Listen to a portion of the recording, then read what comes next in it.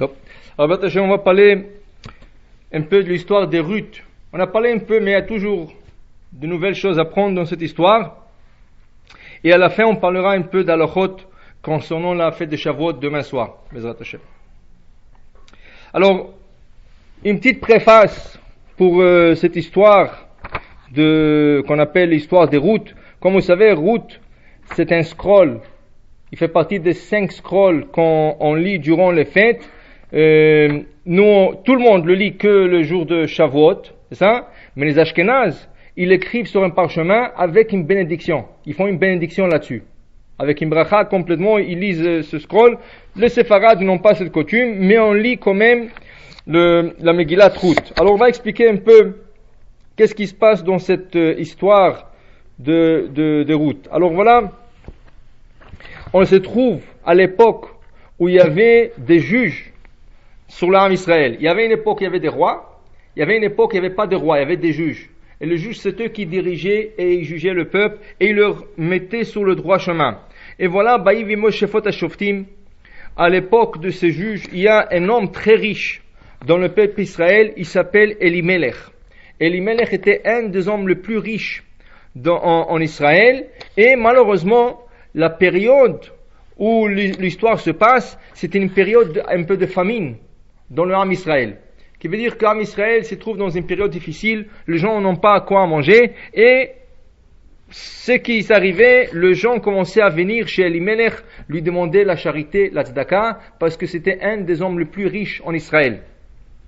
Elimelech, il avait, à un certain moment, il était déjà fatigué, que les gens viennent, les gens demandent depuis le matin jusqu'au soir, des gens, des familles, tout le monde. Alors il parle à sa femme, et il décide de quitter Israël. Sortir dans un pays qui n'a pas de juifs, comme ça personne ne le dérange. Alors il traverse le Jourdain et il va du côté des Moab. Là où les juifs sont venus, lui il a traversé, il est parti de l'autre côté. Comme ça, il est dans un pays étranger, il n'y a aucun juif là-bas, c'est le seul, alors personne ne le connaît. C'est un homme riche, il s'installe, il s'achète des territoires et il va vivre là-bas, entre guillemets, tranquillement, personne ne va le déranger, personne ne va venir pour lui demander la charité. Hachem n'est pas content avec cette décision. Pourquoi? Parce qu'Hachem lui a donné de l'argent pour être comme un tuyau dans ce monde, pour le distribuer aux pauvres. Il dit, je te donne pour donner aux autres. S'il aurait donné, et lui il aurait manqué, là il n'aurait pas eu le devoir. Mais si tu donnes, et Hachem t'ajoute plus, alors pourquoi tu vas te sauver? Pour le dérangement, c'est pas une raison de sortir et de quitter. C'est comme l'histoire un peu, il y avait un homme comme ça, un philanthrope, qui donnait beaucoup. À un certain moment, il s'est fatigué. Il voulait plus donner. Alors, il est venu chez le Chafetz Chaim pour lui demander la question, est-ce qu'il peut se reposer un peu, s'arrêter, parce que ça le dérange. Il veut s'asseoir, il veut étudier, il veut profiter de son argent, Alors, le jour qu'il est venu demander la question au Chafetz Chaim, le Chafetz Chaim était en train de faire Birkat Hamazon. Il s'est préparé pour faire Birkat Hamazon. Alors, le Gaba, il lui a dit, assis-toi, et quand le rabbin terminera Birkat Hamazon, tu peux lui poser la question. Alors il s'est assis. Le Chafetz Chaim avait la coutume de chanter les psaumes 23. Mizmor le David, Adonai ro'elo ichsar, binodesh yarbitzeni aminuchot nalini. Dans le psaume 23, David Amelech dit à la fin, Achtov vachesed, la bonté et le bienfaisance, irdefuni, me poursuivront kol yemei chayai toute ma vie. Et là, le Chafetz Chaim s'est arrêté pour une seconde. Il a dit, comment c'est possible que David Amelech s'exprime en disant que la bonté et la charité le poursuivront? Ils vont pas le poursuivre. Poursuivre en hébreu, quand on dit poursuivre quelqu'un, c'est quand ils vont courir pour lui faire du mal.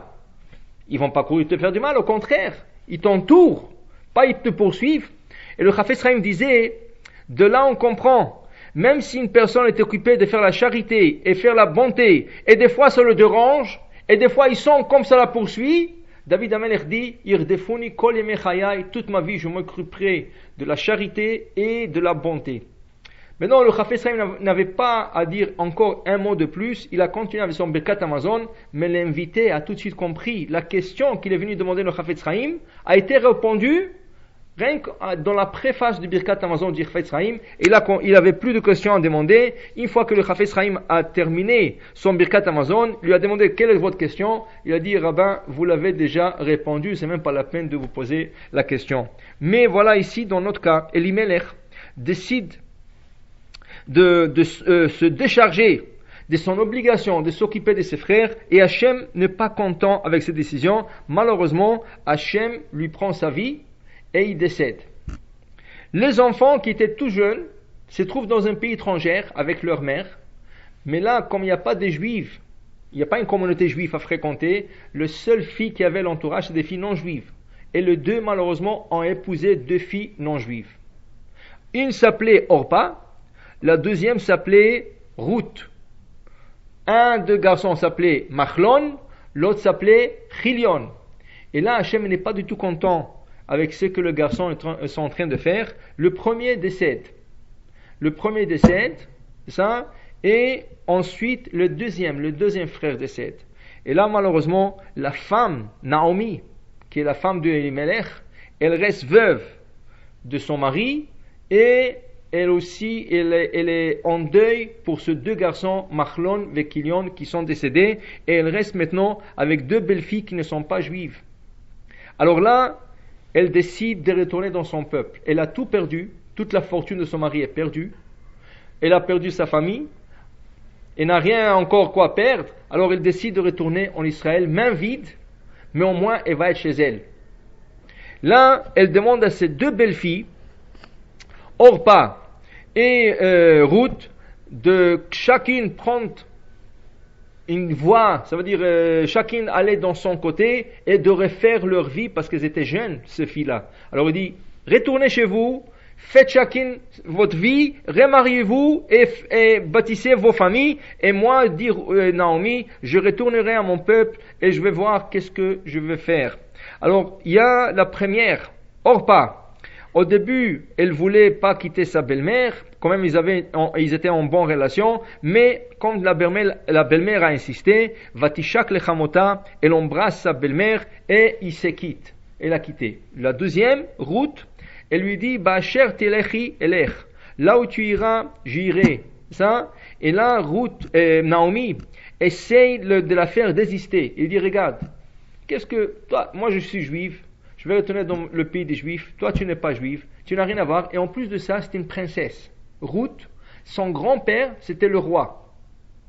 Alors, il lui dit, elle a tout perdu, elle n'a rien à lui offrir, ni de l'argent, ni un fils, ni rien du tout, et la religion est différente. Il lui dit, laisse, va retourner dans ton peuple. Et Ruth insiste. Elle lui dit, non, si ça prend se convertir, je suis prête à me convertir, mais ne me demande plus de te quitter, j'aimerais rester avec toi. Et là, elle s'est convertie, une conversion juste, sans intérêt personnel, parce qu'il n'avait pas de mari, il n'a pas fait ça pour épouser un garçon, et il n'avait pas d'argent. Alors, ce n'est pas une question d'argent, c'était vraiment sans intérêt pur, une conversion pure. C'est pour ça, quand on parle d'une conversion juste, on parle de la conversion de Ruth, que vraiment il se convertit sans intérêt pour la religion et pour la cause. Elle se convertit et elle et sa belle-mère retournent au Sde Moav, dans le champ en Israël. Ils retournent en Israël et là tout le monde, quand Naomi arrive, il dit quoi, ça c'est Naomi. Il dit oui c'est Naomi, mais il faut plus l'appeler Naomi, il faut l'appeler la femme amère, qui a tout perdu, ses enfants, son mari, sa fortune, tout. Alors, Altikren li Naomi, ne m'appelez pas Naomi, appelez-moi l'amertume. Mais, voilà, elle s'installe et elle demande à sa belle-fille, le premier jour qu'ils arrivent, on a besoin de manger. Ils n'ont pas d'argent, ils ont besoin de manger. Elle demande à la belle-fille de sortir dans un champ. Elle dit, il y a Boaz, il y a un de nos familles, il a un champ, et c'est le moment de la moisson d'orge. Alors sors dans le champ et peut-être tu nous donneras quelques épis d'orge pour pouvoir faire du pain, au moins du pain. Elle n'avait rien. Alors Ruth, elle sort, elle arrive au champ, et là-bas, elle se met de côté, derrière tout le monde, tout le monde est en train de moissonner, et tous les épis qui tombent par terre, elle est en train de le ramasser. C'est hefker. C'est hefker, ça veut dire délaissé. Ça appartient plus à personne parce que même le propriétaire, il désiste, il laisse tout ce qui tombe, il ramasse plus. On n'a pas le droit de ramasser. Quand quelqu'un a un champ et il moissonne le blé, il y a du blé qui tombe par terre, il doit le laisser pour le pauvre. Alors elle est en train de ramasser, et voilà à la moitié de la journée, qui c'est qui arrive? Le propriétaire, Boaz lui-même. Quand il voit Ruth, il pose la question à ses serviteurs et aux garçons, Mi anahara azot, qui est cette fille? La Gemara pose une question, depuis quand Boaz demande après les femmes? Qu'est-ce que ça lui regarde, qui est cette fille? Il y avait des autres filles. Alors c'est vrai, c'était une étrangère. Mais c'est une pauvre qui est venue. Pourquoi il pose d'après la fille? Dit la Gemara, Boaz a posé la question, pourquoi? Parce qu'il a vu des choses et des qualités très importantes de cette fille. D'abord, il a vu la sagesse. Tout le monde, quand il moissonnait, alors il moissonnait, on va dire, ils sont partis du sud au nord, et là ils revenaient main chargée. Alors ils faisaient 2 voyages, du sud au nord, et du nord retourner au sud, main pleine. Ruth était un peu plus sage. Qu'est-ce qu'elle faisait? Elle n'allait pas du sud au nord et au retour. Elle allait directement au nord. Elle moissonnait de l'autre côté. Elle allait de l'autre côté, de la direction où il doit arriver. Alors au lieu de faire 2 voyages, elle faisait un seul voyage. Déjà, il a vu une sagesse. Deuxième chose, il voyait que cette fille, quand elle moissonnait, elle s'est assise par terre. Toutes les autres filles moissonnaient debout. Et quand une fille moissonne debout, des fois il y a la robe qui s'élève et on voyait un peu ses jambes. Ruth s'est assise pour moissonner. Et là, il voyait la pudeur de cette fille. Alors il a demandé après elle, qui a mis un arazot? C'est la première fois que je vois cette fille qui a de bonnes qualités. Alors on lui dit, ça c'est la belle-fille de Naomi, qui vient de retourner en Israël. Il dit, Naomi? Mais Naomi c'est de ma famille. Et je ne savais pas qu'il est retourné en Israël. Alors il demande à la fille, est-ce que c'est vrai que tu es la belle-fille de Naomi? Il dit, oui, je suis la belle-fille de Naomi, nous sommes de retour en Israël. Il dit, ma fille, tu n'as pas à t'inquiéter, tu peux venir ici et même moissonner la récolte carrément, pas rien que les épis qui tombent. Tu peux carrément prendre tout ce que tu as besoin pour chez toi. Alors elle a ramassé ce jour-là un petit paquet, elle retourne chez sa belle-mère qui est en train de l'attendre. Elle dit, waouh, tu as ramassé tout cela, comment tu as fait ça? Elle dit, voilà, j'ai rencontré le propriétaire Boaz. Et effectivement, il m'a dit que vous êtes de la famille. Et il m'a donné permission de ramasser. Alors elle était très contente, sa belle-mère. Et voilà, qu'est-ce qui arrive? Sa belle-mère, il lui dit, bon, alors dans ce cas il s'est déclaré comme un de notre famille, je vais te donner un conseil. Et là commence l'histoire, c'est là qu'il y a un petit tournant dans l'histoire. Naomi donne un conseil à Ruth. Elle lui dit, écoute, le soir, Boaz a l'habitude, quand il y a la moisson, au lieu de retourner chez lui à la maison, il va dormir dans le champ. Quand il va dormir, la nuit, en pleine nuit, tu vas te doucher, tu vas t'habiller, tu vas te maquiller, et tu vas venir t'allonger juste à côté de lui. Et laisse Hachem diriger les choses. Ruth, tout ce que sa belle-mère lui disait, elle faisait. Normalement, il ne fallait pas le faire. Il ne peut pas venir s'allonger à côté d'un homme. Mais comme sa belle-mère lui dit, elle écoute. Alors elle est partie faire exactement ce que sa belle-mère lui a dit, et elle s'allonge. Et voilà, au milieu de la nuit, l'homme qui est Boaz, il s'élève, et là, il trouve une femme juste à côté de lui. La Gemara dit, dans ce moment-là, il a dépassé par sa piété Yosef Hatzadik. Yosef a été confronté par la femme de Potiphar, une femme qui changeait les habits 3 fois par jour, rien que pour qu'il la regarde. Elle voulait l'inciter à tout prix, elle ne lui a pas aidé. Le jour qu'elle était prête à faire le péché avec lui, il s'est sauvé, il a laissé l'habit entre ses mains, et il s'est sauvé dehors. Mais Boaz, l'épreuve était plus grande. Il y a une femme juste à côté de lui, il ne peut pas se sauver. Yosef s'est sauvé, mais lui était juste à côté de la femme. Il ne pouvait pas se sauver au milieu de la nuit, il vient de se réveiller. Alors son épreuve a dépassé l'épreuve de Yosef Hatzadik. Et là, il lui dit, mais qu'est-ce que tu fais là? Il dit, ok. Elle m'a dit, c'est ma belle-mère qui m'a donné ce conseil. Il dit, écoute, je comprends bien ce qu'elle t'a dit, mais il faut faire les choses correctement. C'est pas de telle manière que tu vas gagner quelque chose. Il faut faire les choses justes. Je comprends que ta belle-mère, elle veut que tu te maries, elle veut que tu te refais ta vie, mais c'est pas la chose à faire. Pourquoi? Alors, le commentateur explique, sa belle-mère a eu l'idée de faire ce qu'on appelle en hébreu le yiboum. C'est quoi le yiboum? Quand il y a deux frères mariés, ou un marié et l'autre pas marié, celui qui est marié, s'il décède sans laisser des enfants, c'est l'obligation de son beau-frère, son frère, épouser sa belle-sœur. Ça veut dire la femme de celui qui est décédé. Pour qu'ils aient des enfants ensemble, et les enfants vont être appelés après le frère qui est décédé, sans laisser une descendance dans ce monde.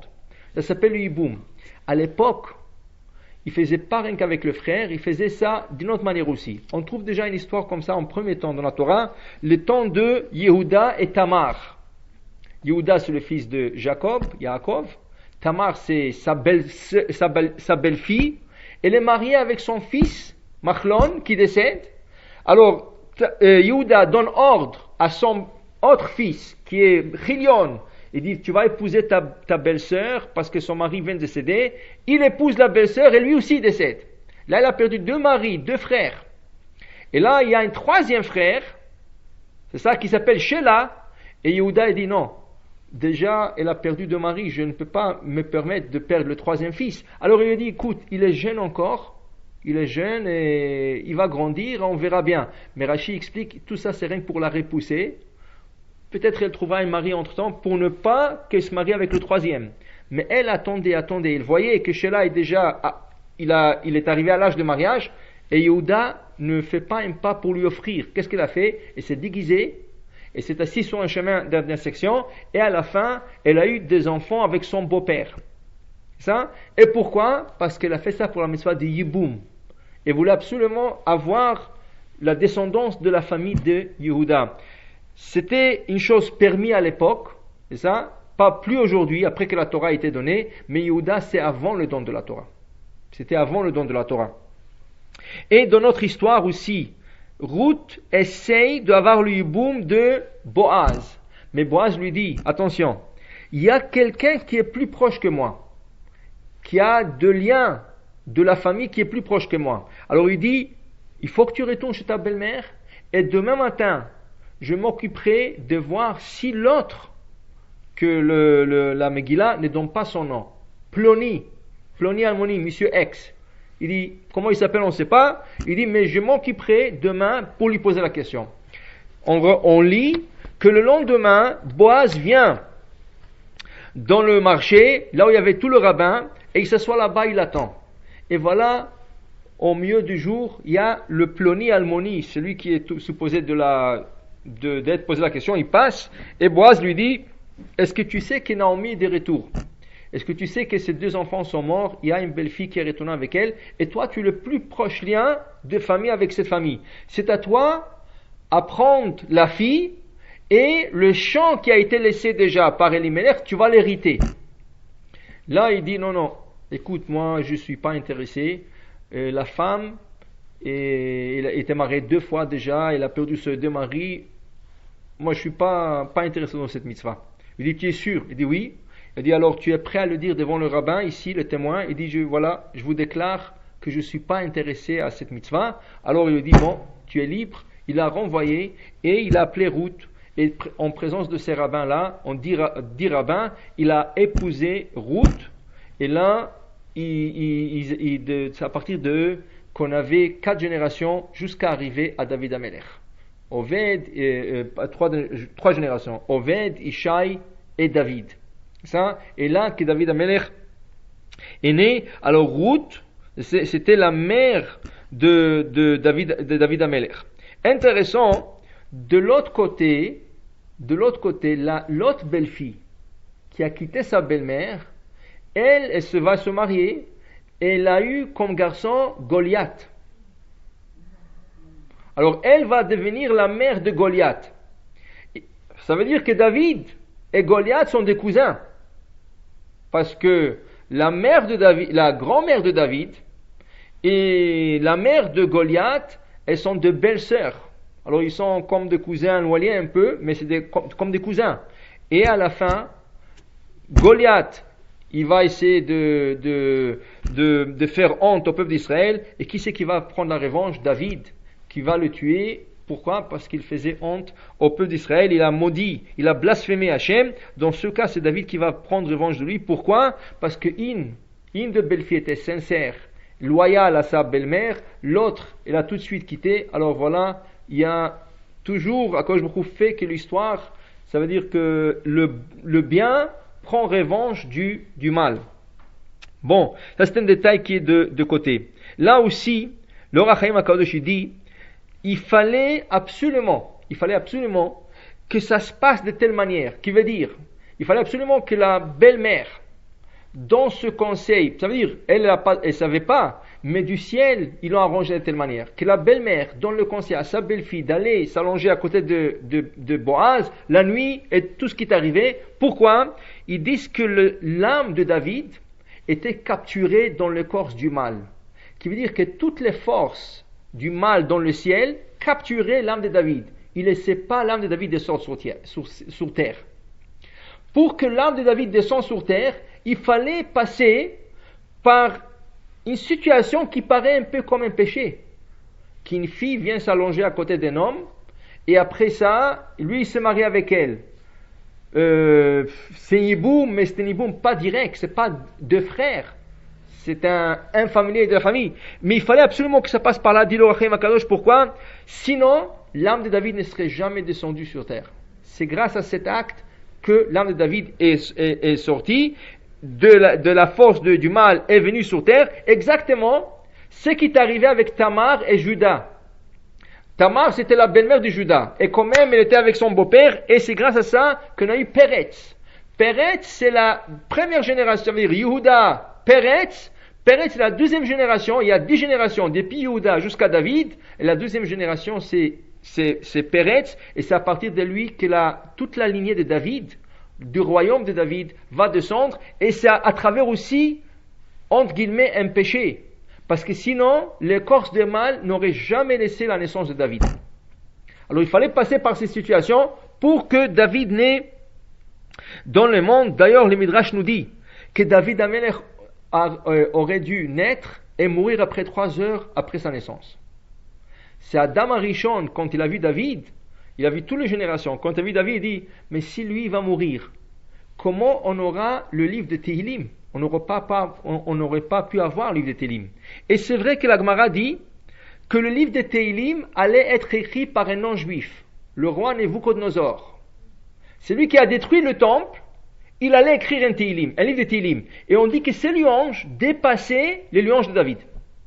Quand il écrivait, il commençait à écrire son livre, ces louanges allaient dépasser les louanges de David par une histoire qui est arrivée. Pourquoi? Parce que dans le temps de Nebuchadnezzar, il y avait un prophète qui s'appelait Yecheskel, et lui, il a fait la résurrection de morts sur 30 000 personnes. Il y avait 30 000 personnes qui sont sorties de l'Égypte avant le temps. Ils ont fait un calcul, c'est la tribu d'Ephraïm. Ils ont fait un certain calcul, ils se sont trompés dans les calculs. Les autres rabbins leur ont dit, il ne faut pas sortir encore, ce n'est pas le moment. Ils n'ont pas écouté, ils sont sortis et ils ont été tués par les Palestiniens.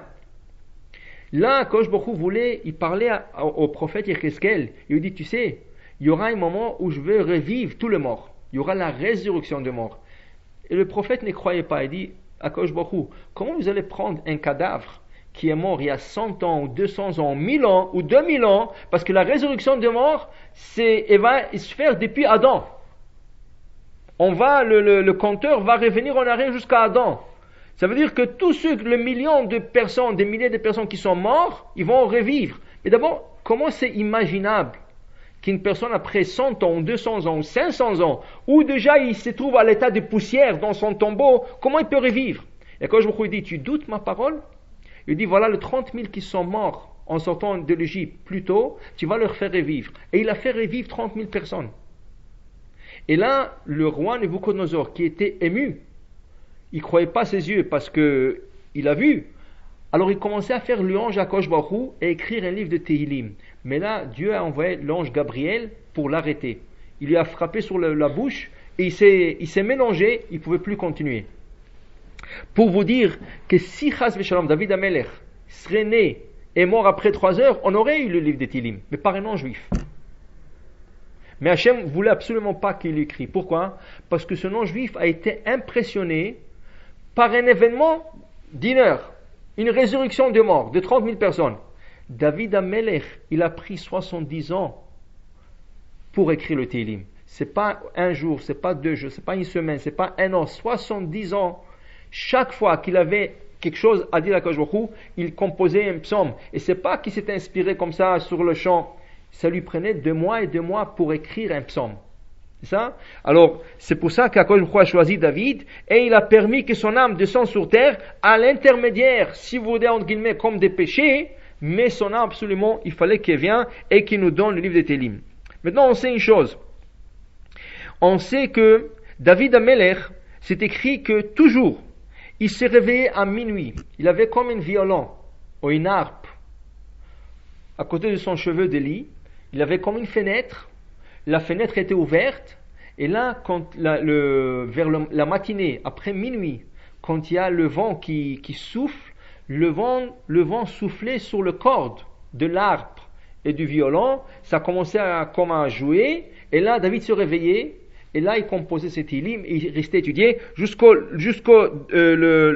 matin, c'est ça? Et là, la Gemara dit déjà, dès que le soleil se levait, le Chachamim venait le consulter, lui voulait poser des questions, mais lui déjà, il a été réveillé depuis minuit, alors il avait comme 6 heures, 5 heures, dépendamment du jour, d'avance pour faire ses Télim, pour étudier, pour faire la prière, et ensuite s'occuper du royaume. Mais ils disent que David Amelech disait dans le psaume de Télim, Chatzot laila akum leodot lach al mishpete tzedkecha.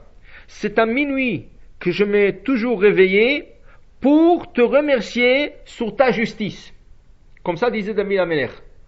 Chaque minuit il s'est réveillé pour remercier sur la justice. Dit le Midrash Ruth, quelle justice il parlait? De quelle justice David Amelech il remercie? Il remercie sur la justice. Quelle justice? Dit David Amelech, dans le moment où ma grand-mère est venue s'allonger à côté de Boaz, Boaz était un peu fâché et frustré et il voulait maudire Ruth. Il dit comment? Pourquoi tu fais telle chose? Tu viens t'allonger à côté de moi, tu veux me faire un péché? C'est pas correct, c'est pas juste. Il voulait la maudire. Mais Hachem, dans le cœur de Boaz, il lui a donné la miséricorde sur elle. Et au lieu de la maudire, il l'a bénie. Il lui dit, Berucha at Lashem biti, ma fille, tu serais bénie par l'Éternel. Et c'est pour ça que le lendemain, il s'est occupé d'elle et il allait chercher le Ploni Almoni pour qu'il la marie. Sinon, alors c'est lui qui l'a mariée. David Amelech disait, à chaque minuit, je me suis réveillé pour te remercier l'Éternel pour la justice que tu as fait, que si Boaz aurait maudit ma grand-mère, je serais jamais né dans ce monde. Et j'aurais pu jamais te remercier et te louer dans ce monde. Alors il a remercié sur cette situation où sa grand-mère allait être maudite. Chas v'shalom. Et à la fin, elle a été bénie. Qu'est-ce qu'on voit de là? On voit de là que David Amelech, toute sa vie, c'est pas un jour, c'est pas 2 jours, c'est pas un an, 2, toute sa vie, il s'est réveillé à minuit pour remercier Akadosh Baruch Hu. C'est une leçon pour nous, pour dire quoi? C'est une leçon qu'on doit toujours remercier Hachem. Des fois, il arrive des situations dans la vie d'une personne, et sur place, oui, il veut remercier. Chas v'shalom. L'avdil elef alf avdot. Quelqu'un qui fait un accident de voiture, grave. Et il a été sauvé, il est sorti indemne. La voiture, elle est complètement accordéon, elle est complètement finie et tout. Lui, il a été sorti, Baruch Hashem, rien, il est bien et tout ça. Le premier jour, il tremble encore. Et le lendemain, il vient à la synagogue, il vient à la prière, il veut remercier Akadosh Baruch Hu, il veut dire le gomel, il fait un souda. 2, 3 jours, 4 jours, 5 jours, et là, il commence à oublier. Tu lui poses des questions après 2, 3 mois. Ah oui, j'avais un accident, oui. Normalement, toute ta vie, tu dois remercier Hachem. Pas rien que la semaine, pas rien que toute ta vie, tu dois remercier Akadosh Baruch Hu. Comme la loi dit, une personne qui avait un miracle hors de l'ordinaire, pas un accident de voiture, un miracle hors de l'ordinaire, et il a été sauvé, chaque fois qu'il passe dans cet endroit où le miracle s'est passé, il doit faire une beracha. Baruch ata Hashem Elokeinu melech haolam she'asa li nes b'makom hazeh. Faire une bénédiction et bénir l'Éternel qui lui a fait le miracle à cette place. Pas seulement lui, même ses enfants. Quand ils passent dans cet endroit, ils doivent faire la bracha she'asa nes, qui a fait le nes à notre père ou à notre mère dans cet endroit. Ça veut dire que le remerciement doit être à tout jamais, dans tous les vents de la personne. Seulement, on a le Yetzer Hara qui est très fort et il fait oublier la personne. C'est pour ça qu'on doit remercier Akadosh Baruch Hu depuis tôt le matin jusqu'au soir, toute notre vie. Dès qu'on se réveille, la première chose qu'on dit à Akadosh Baruch Hu, c'est quoi? Modéani lefanecha, melechai vekayam, shechezar tabi nishmati. Je te remercie, Éternel, le Tout-Puissant, que tu m'as redonné mon âme, bechemla, avec pitié, Rabba, Bechemla, avec pitié, Rabba emunatecha, et ta emuna est grande, qui veut dire, je sais que demain aussi tu me rendras l'âme, et ainsi de suite. Ça c'est dès que tu réveilles le matin. Le soir, c'est ça? Le soir, après à passer toute une journée, il y a à la clôture d'études. Ça veut dire qu'à la dernière étude que la personne fait dans la journée, il y a un remerciement. Je te remercie l'Éternel de m'avoir la possibilité de m'asseoir et étudier. Alors tu commences par un remerciement, tu clôtures la journée par un remerciement, et ensuite tu lis les schémas. Remercie Akadosh Baruch Hu et confie ton âme à lui, et faisant la confiance que le lendemain, il te rendra ton âme.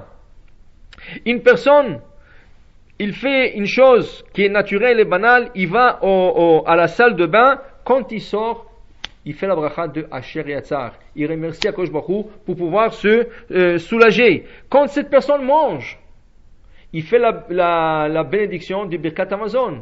Et dans Birkat Hamazon, on dit Nodelecha. On te remercie l'Éternel de nous avoir nourris, de nous avoir donné.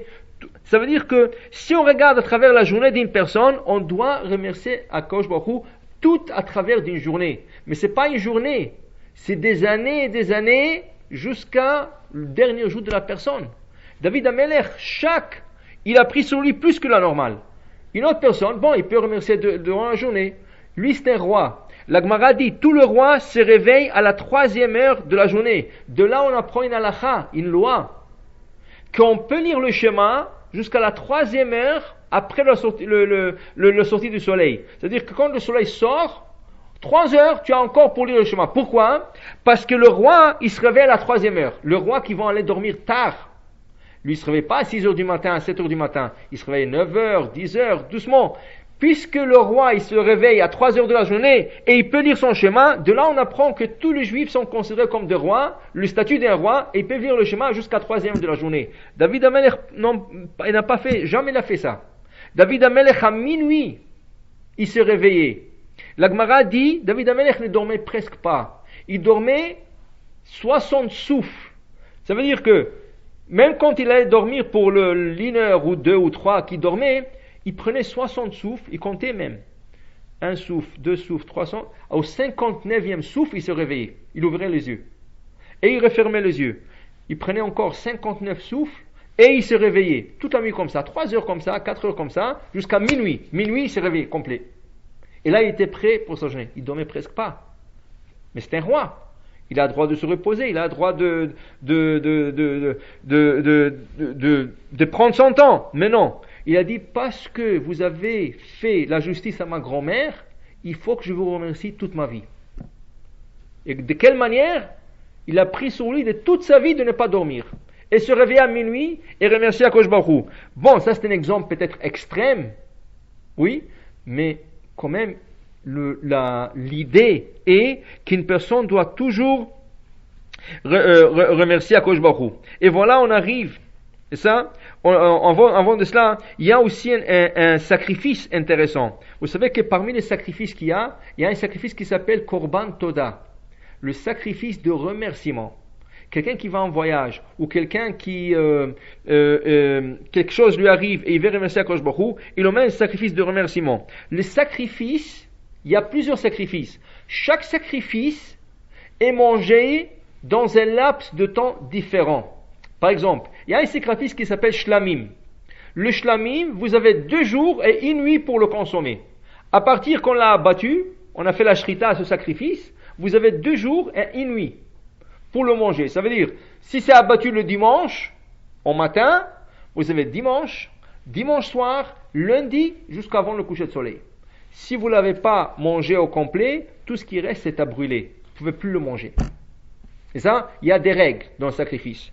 Il y a le sacrifice de Toda, qui fait partie du sacrifice de Shlamim, mais le Shlamim se mange 2 jours et une nuit, et le sacrifice de remerciement se mange seulement pour 1 jour et une nuit.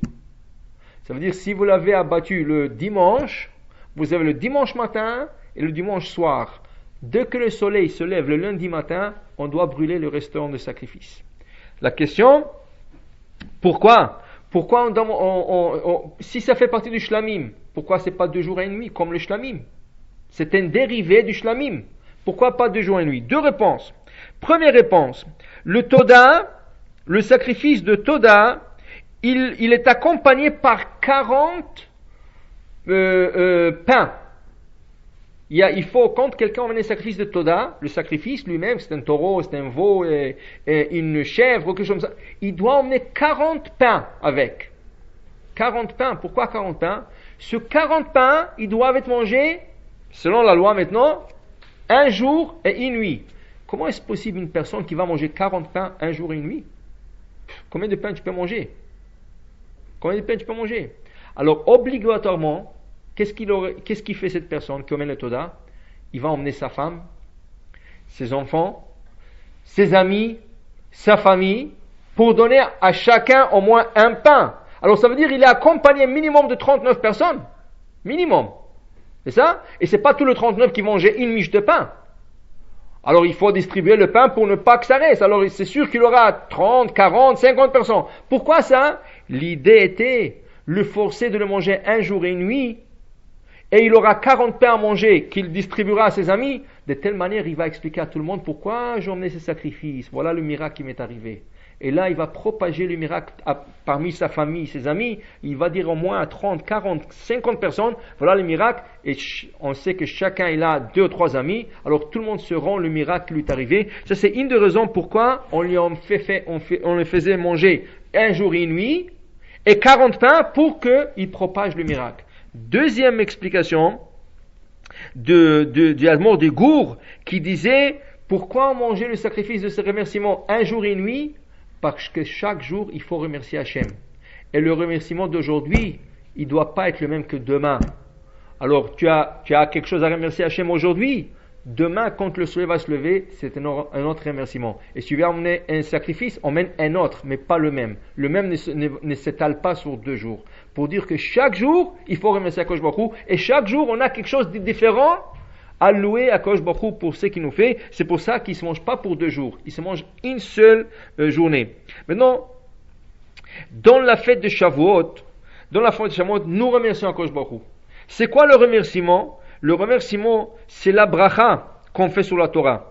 Dans la bénédiction que nous faisons juste avant la lecture de la Torah, nous remercions Hachem de nous avoir choisis parmi toutes les nations du monde. Asher bacharbanu mikol ha'amim. Akadosh Baruch Hu nous a choisis parmi tout le peuple. Il y avait 70 nations, à part Abraham. À part Abraham, il y avait 70 nations. Et de toutes ces nations, Akadosh Baruch Hu a choisi qu'Abraham et sa descendance. Des autres religions, il y a le christianisme, il y a l'ishmaélite, il y a des idolâtres, de tout, rien qu'Abraham il a choisi.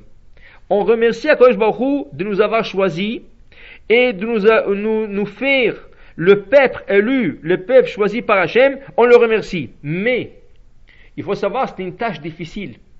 Si je peux vous donner un exemple, imaginez-vous un peu le fils d'une famille, un fils qui grandit dans une famille qui est Cohen.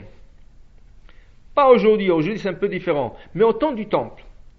Un garçon de famille de Cohen, il va à l'école comme tous ses amis, il va à la yeshiva comme tous ses amis, mais il a tellement de restrictions comme un petit garçon, que des fois c'est difficile pour un garçon de comprendre. Exemple, il emmène son lunch, il emmène son manger, tous les amis, ils se partagent. J'ai pas envie de manger ça, il dit, moi j'ai pas envie, alors on change le lunch. Ils emmènent de la sucrerie, quelque chose comme ça. Ils partagent. Est-ce que tu veux un bonbon? Tiens un bonbon. Le Cohen n'a pas le droit de partager. Il ne veut pas.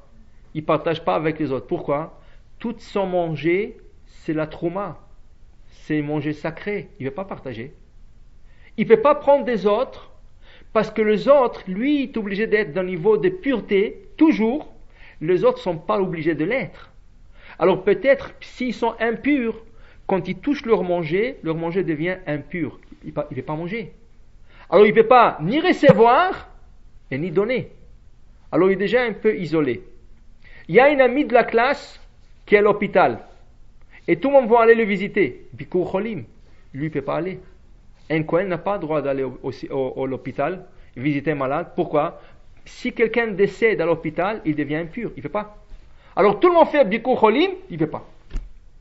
Quand quelqu'un décède, un voisin ou quelque chose comme ça, tout le monde va aller au cimetière. Et lui, il ne peut pas. Il a tellement de restrictions, ces garçons, et des fois il se pose la question, mais pourquoi c'est si difficile la vie? Pourquoi tout le monde peut se jouir de la vie, peut manger n'importe quoi, ils peuvent aller n'importe où, et moi je suis restreint? La différence sera, quand ce petit il aura bar mitzvah, là il sera apte d'aller au Beth Amikdash, au temple, et faire le service. Quand ses amis de classe ils vont venir, comment ça se fait que toi tu fais le service ici? Moi aussi. Ah, tu n'es pas Kohen. Tu n'es pas Kohen, tu n'as pas le même statut que moi. Moi, j'ai un statut plus élevé. Alors, c'est vrai qu'il avait toutes les restrictions, mais avec les restrictions vient l'élévation. Alors là, il a, entre guillemets, il n'a pas souffert, mais entre guillemets, il a souffert parce qu'il avait un certain statut, mais il a tout à gagner après. C'est la même chose. Qu'en tant que juif, on n'a que deux restrictions. Kasher. Il faut faire attention, il faut faire chaque cacheroute, chaque paquet, chaque chose, il faut le Shabbat. Shabbat, des fois en hiver, à 3h30 c'est Shabbat. C'est en plein trafic, en pleine journée, on vient de commencer la journée à 10h, 9h, et déjà c'est Shabbat. Les fêtes, il y a tellement de choses. Alors on te dit, waouh, vous les juifs, vous êtes compliqués. Il y a tellement de choses, vous ne pouvez pas faire ça, vous ne pouvez pas faire ça. Il y a tellement de... Mais, c'est ça qu'on essaie à Kosh Baruch Hu. C'est vrai que notre statut est difficile, la tâche est difficile, mais on sait qu'à un certain moment, quand le Beth Amikdash va être reconstruit, c'est là qu'on va remercier sous cette tâche difficile. Alors on remercie à Kosh Baruch Hu, Shavuot, et on dit à Asher Bachar Banu, on te remercie de nous choisir et de nous donner cette tâche difficile d'accomplir la Torah. Rien de difficile, ça dépend comment on le prend, mais quand même, ça reste un peu, c'est pas quelque chose donné comme ça facilement. Et on te remercie pour nous avoir choisi par toutes les nations du monde, Asher Bachar Banu Kol Ha'amim, Venatan Torato, et il faut être content de cette tâche. Pas le prendre comme un fardeau, pas comme quelque chose de lourd, au contraire. Au contraire, c'est lourd, c'est difficile, et je le ferai quand même parce que je suis content et fier de le faire. Et voilà, ça c'est le travail de Shavuot, de reconnaître et de vraiment vouloir bien faire dans la Torah. Et de ne pas essayer de se débarrasser et trouver toujours des portes de secours, des portes de sortie, des portes... Comment je peux me débarrasser? Au contraire, comment je peux m'obliger? Et c'est le plus grand remerciement que je peux donner à Hachem. Alors parlons un peu, on parle de Shavuot, on parle un peu d'Halachot concernant le Shavuot. Alors comme vous savez, Shavuot est une fête comme toutes les autres fêtes. C'est la plus courte. Si on prend les trois grandes fêtes, on a trois grandes fêtes. Pesach, Shavuot et Sukkot. Pesach, c'est 7 jours. En diaspora, 8 jours. Sukkot, 7 jours. Diaspora, 8 jours. Shavuot, c'est un seul jour. En diaspora, 2 jours. Alors, c'est la plus petite fête de toutes les autres fêtes. C'est une des plus grandes fêtes parmi toutes les autres fêtes parce qu'elle fait partie des 3 fêtes de pèlerinage. Qui veut dire que durant cette fête, il y avait l'obligation pour le juif de monter au mont de temple et aller sacrifier et faire des sacrifices durant la fête de Shavuot. Okay? Cette mitzvah n'existe plus aujourd'hui, mais il reste que la fête est une fête assez importante et toutes les lois des fêtes s'appliquent à cette fête. Ça veut dire que pour cuisiner, il faut laisser les plaques allumées, le four allumé pour pouvoir cuisiner. On peut toujours augmenter le feu et pas le baisser. Le four, on ne peut pas le toucher parce qu'il est digital. Et ça, on peut que augmenter des boutons qui sont manuels et pas des boutons qui sont digitales. On n'a pas le droit d'allumer la lumière, fermer la lumière. Toutes les lois des fêtes qu'on a parlé déjà dans les années précédentes s'appliquent à cette fête. La mitzvah de cette fête, c'est de manger quelque chose de laitier. Et on explique la mitzvah au juste de quoi il s'agit. Alors il y a deux midrash. Pourquoi on mange du laitage à Shavuot? Un midrash qui nous dit que quand ils ont reçu la Torah, et ils viennent de réaliser que tous leurs ustensiles n'étaient pas cachers, il fallait cachériser, alors là, ils ne pouvaient pas cachériser durant la fête. On ne va pas cachériser durant la fête. On ne pouvait pas abattre les animaux parce qu'il fallait aiguiser le couteau. Un couteau, on ne peut pas l'aiguiser le jour de fête. C'est-à-dire, on ne pouvait rien faire. Tout le manger qu'on avait était préparé d'un ustensile non cochère. Tout le marmite qu'on a, on ne peut plus préparer de manger dedans. Alors la seule chose qui restait, c'est de manger froid de laitage. Tu prends un peu de lait de la vache et tu prépares un fromage ou quelque chose comme ça, du lait, et c'est la chose facile à faire. Pour commémorer cela, on mange du laitage le jour de Shavuot. Ça, c'est une raison. Deuxième raison. C'est écrit que quand Moshe Rabbeinu monte sur le Sinaï, les anges objectent le don de la Torah. Ils ne veulent pas que la Torah descende sur terre. Et là, ils sont prêts même à brûler Moshe Rabbeinu, parce qu'il est venu recevoir la Torah. Moshe est protégé par Hachem, et Hachem lui dit, réponds-leur, et je vais te protéger. Et à part ça, Hachem défend. Moshe Rabbeinu dit, vous savez, une fois que je vais donner la Torah aux Juifs, au peuple d'Israël, ils vont respecter une loi que vous n'avez pas respectée. Quand vous êtes descendus sur terre, les 3 anges qui sont descendus sur terre chez Abraham Avinu, Abraham a servi du beurre et de la viande, un veau. Vous n'avez pas respecté la séparation entre le lait et la viande. Vous avez mangé les deux. Eux, quand ils vont recevoir la Torah, même les petits enfants à l'école, ils vont respecter la séparation entre le lait et la viande, qui veut dire que quand on mange de la viande, on attend 6 heures avant de pouvoir manger le laitage. À cause de cette mitzvah, nous avons gagné la Torah. C'est la mitzvah avec laquelle Hachem nous a défendus devant les anges. Et il a donné la Torah à Moshe Rabbeinu. Et là, il y a une mitzvah de manger le laitage, parce que c'est grâce à cette mitzvah qu'on a eu la Torah. Alors voilà 2 raisons qui nous vont expliquer comment faire cette mitzvah. Ok. Il y a beaucoup, que vous sachiez, la religion, c'est pas une mode. C'est pas une commodité non plus. Tu dois faire qu'est-ce que tu dois faire, et c'est pas parce que ça t'arrange, et comme tu veux. La mode a fait que beaucoup de gens aujourd'hui font un repas laitier. C'est-à-dire, au lieu de s'asseoir et manger de la viande, c'est lourd, et tu sais, on peut faire du laitage, c'est plus facile, des fromages, tout le monde se tartine un peu de cream cheese, il y a des fromages à table, tu vois, c'est plus facile, il y a moins de vaisselle à laver, ça c'est une mode, mais c'est pas la halakha. Et on va expliquer pourquoi c'est pas une halakha. Tout d'abord, la loi nous dit que la simcha de Yom Tov, c'est avec de la viande rouge et avec du vin. Pour commencer. Alors si tu fais un repas laitier, il n'y a pas cette mitzvah. Tu n'as pas mangé de la viande et tu n'as pas bu du vin. Bon, quelqu'un qui est incommodé par le vin, il n'est pas obligé de le manger. Quelqu'un qui dit la viande rouge c'est un peu lourd, le soir je n'arrive pas à la supporter, tu peux manger du poulet. Oui, mais tu ne peux pas dire parce que c'est plus facile, c'est pas une question. Qu'est-ce que tu dois faire? Tu dois manger de la viande et boire du vin a priori. Si tu es capable de le faire, ne cherche pas des autres portes de sortie. C'est ça qu'il faut faire durant la fête. Ça c'est une chose. Deuxième chose. Si on dit qu'on a reçu la Torah, grâce qu'Hachem a dit aux anges, vous n'avez pas respecté le lait et la viande, les lois de lait et la viande, la séparation entre le lait et la viande, si tu manges du laitage, comment tu montres cette halakha? Tu ne montres pas cette loi. Il faut montrer cette loi. Il faut montrer que c'est grâce à cette loi, on a gagné la Torah. Mais si tu manges que du laitage, tu n'as rien fait. Comment on le fait? Au contraire, on mange le deux et on sépare entre les deux. La seule chose, on ne peut pas manger d'abord de la viande, parce qu'il faudra attendre 6 heures avant de pouvoir manger le lait. Mais la loi nous permet de faire le contraire. Manger le lait, et tout de suite après manger de la viande, avec certaines restrictions qu'on va expliquer bientôt. Mais c'est la manière de montrer, c'est grâce à ça, on a reçu la Torah. Alors qu'est-ce qu'on fait? On mange d'abord, on ne fait pas un repas, on mange un peu du laitage. Ensuite, on se rince la bouche, on débarrasse la table, on attend à peu près 15 à 20 minutes pour faire une petite séparation. C'est pas 6 heures, c'est une petite séparation, 20 minutes.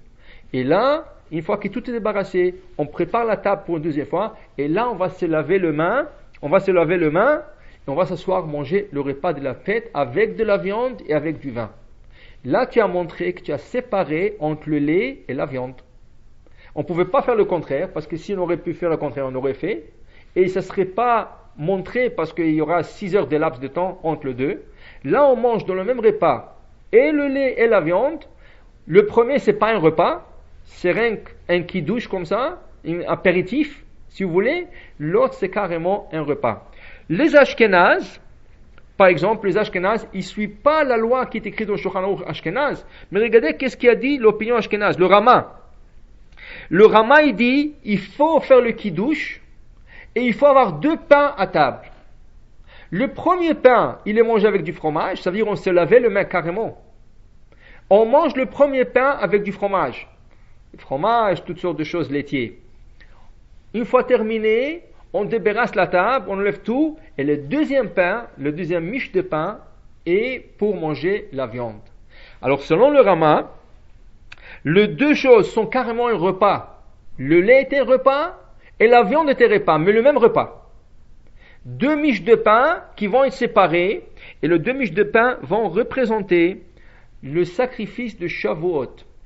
Shavuot et le sacrifice de remerciement, c'était le seul 2 sacrifices où on emmenait avec le sacrifice du pain. Tous les restes de sacrifices, on n'emmenait que de la matzah, des galettes. On n'emmenait pas le pain levé.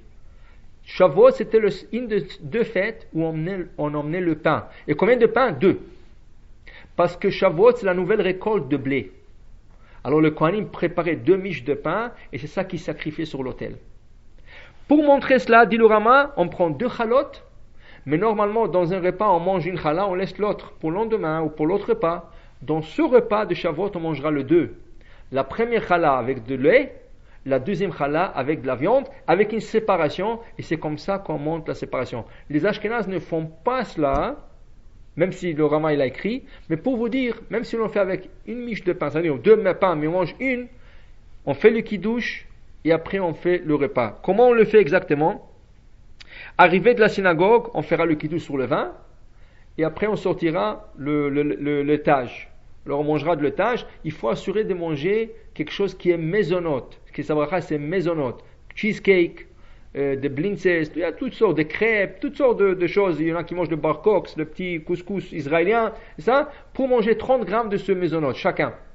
Une fois qu'on a mangé ça, on débarrasse la table, on se rince la bouche. Le temps de débarrasser, de préparer, ça prend 15-20 minutes. On est prêt à se laver les mains, on n'a pas besoin de refaire les kidouches, on vient de le faire. On fait la bracha achrona, si vous voulez. Et on attend les 20 minutes et ensuite on s'assoit, on fait le Netilat Yadayim, on s'assoit pour manger le repas de la fête. Mais ça c'est la manière la plus conseillée. Maintenant on ne peut pas arrêter des gens qui veulent faire un repas laitier. Vraiment ceux qui font le repas laitier, ils le font le soir. Ils le font le soir. Bon, si vous avez cette coutume, mais je vous explique, selon la halakha, c'est pas ça qui a été exigé. Ça a été exigé pour montrer la séparation entre le lait et la viande, et la seule manière de le faire, c'est si on le mange ensemble. Oui. Donc c'était par rapport au geffen que je voulais. C'est ça, un seul geffen, c'est ça. Pour le lait, ensuite on s'élance la bouche, on attend, et on fait directement la netilat yadayim. Pas besoin de refaire le geffen encore. Si on le fait Pour la viande. Pour la viande. Et ça c'est pour tous les repas de Shavuot? Non, ça c'est rien que le premier jour. Ça veut dire, Bezat Hashem, c'est pour le mercredi matin. Mercredi matin. On le fait le matin. C'est à midi qu'on le fait. Pas le. Mais alors le soir? Le soir, vous mangez normal, la viande. Pas de... Non. C'est le soir que les gens ils font le... C'est ça que je dis. Il y en a qui le font le soir. C'est ça, mais normalement c'est le matin. Parce qu'on a reçu la Torah le matin, pas la nuit. Ça, alors, c'est ça que j'ai dit. C'est devenu comme une petite mode. Les gens ils le font ça le soir et... Bon. Exact. Le matin, puis le jeudi matin, Pas besoin, c'est le deuxième jour de la fête. on n'a pas obligé de manger. Pas obligé de manger, exactement. C'est rien que le premier jour de la fête. Si vous voulez le faire, le deuxième vous avez le droit de le faire. Mais la coutume est de le faire un seul jour. Après non, avec le lait, on ne mange pas du pain. On mange que du maisonnote. Alors, à la michia. Non, on ne fait pas. C'est ça que je dis. C'est le moment, la loi dit qu'on aurait dû manger le motzi. Mais on ne mange pas. On mange que de maisonnote. des choses qui sont comme des cakes, de couscous israélien, des choses comme ça. Alors la bracha finale c'est ala mechia. Comment? Oui, on mange une comme normal et l'autre on la garde pour le prochain repas. Oui. Pour le Télim, on ne peut pas le lire le soir. Hein, Oui, dans la fête, le vendredi soir et la fête, on peut lire le Tehillim. Sachez que David Amelech, il est né Shavuot, il est décédé Shavuot. Alors c'était une grande ségoula de compléter le livre des Tehillim. Alors si vous pouvez le compléter le mercredi, ça veut dire mardi soir, mercredi si vous voulez, ça. Sinon vous pouvez le diviser en deux. Mercredi et jeudi. 75 psaumes le mercredi et 75 le jeudi. Si vous arrivez à lire le tout, c'est encore mieux. Parce que c'est le jour où il est décédé. Où il est né aussi. Il a vécu 70 ans de jour en jour. Il est né Shavuot, il est décédé Shavuot. Donc c'est une grande mitzvah de lire. Et le lendemain, le jeudi, le lendemain de Shavuot, c'est ça, le deuxième jour de Shavuot, c'est la Yortzai de Baal Shem Tov. C'est le 7 Sivan, c'est le Yortzai de Baal Shem Tov. Ce serait bien de lire des histoires, c'est ça, d'histoires à l'honneur de cette tzadikim. Ça. Pour une halakha intéressante, le jour de fête, c'est ça, même si on a une flamme existante, qu'on allume avec les bougies, il y a une grande discussion, est-ce qu'on peut allumer des bougies de Neshama? Et a priori, ils disent que non. Si vous avez des bougies allumées pour des gens qui sont décédés, des grands-parents, des parents, des choses comme ça, on les allume la veille de la fête. La veille de la fête, vous allumez, si vous voulez que ça dure 2 jours, allumez de 48 heures. Si vous voulez allumer pour comment ça s'appelle, pour David Amelech, c'est de toute façon la veille de la fête. Mais si vous voulez allumer aussi pour le Baal Shem Tov, alors vous l'allumez la veille de la fête, ça va durer 48 jours, alors ça va rentrer dans la deuxième journée. Mais a priori, on n'allume pas des bougies de Neshama le jour de la fête, même d'une flamme existante. On peut allumer que des bougies qui ont à voir avec la fête.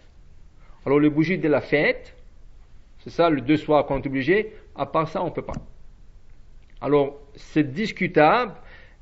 Alors, il vaut mieux de ne pas allumer des bougies de Neshama. Et si vous voulez allumer pour quelqu'un, et il est décédé le 2e jour de la fête, pas seulement pour Shavuot, pour toutes les fêtes, et il est décédé le 12e jour, vous allumez la veille, et vous prenez une 48 heures au lieu de 26 heures. Et là, ça va rentrer dans la 2e journée, et la bougie est déjà allumée. En ce qui concerne les Télim, c'est que les Télim de David Amelech ou parce qu'il y a d'autres auteurs? Non, tout le Tehillim, depuis psaume 1 jusqu'au 150. Oui, c'est ça. Oui, parce que dans le Tehillim, c'est pas tout écrit par David Amelech. Il y a 9 autres auteurs.